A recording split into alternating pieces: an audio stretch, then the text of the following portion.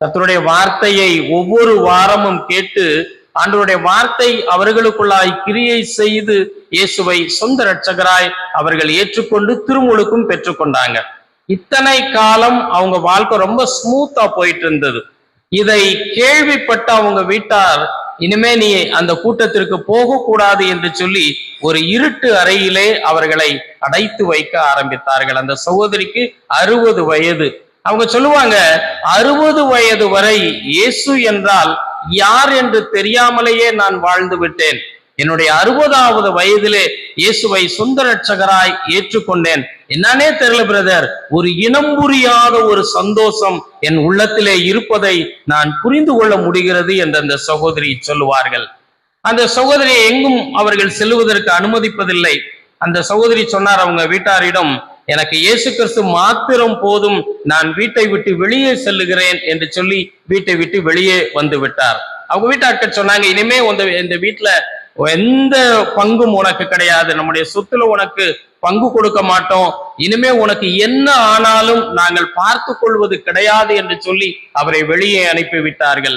ஒரு சொந்தமாய் ஒரு 1000 ரூபாய் மதிப்புள்ள ஒரு வாடகை வீட்டை எடுத்து அந்த வீட்டிலே குடியிருந்து கொண்டு கர்த்தரை ஆராதித்து கொண்டிருந்தார். நம்முடைய கூடுகைக்கும் தவறாது வந்து கொண்டிருந்தார். அவரை அந்த உடுமலைப்பேட்டை பகுதியில் உள்ள ஒரு ஆலயத்திலும் நாம் ஒருங்கிணைத்து விட்டு இருந்தோம், ஒரு CSI திருச்சபையிலே. வாரந்தோறும் அவர் ஆலயத்திற்கு தவறாது செல்லக்கூடியவர். ஒரு முறை அவர் சர்ச்சுக்கு போகும்போது அவருக்கு ஆக்சிடென்ட் ஆகி 2 காலும் உடைஞ்சு படுத்த படுக்கை ஆயிட்டாங்க.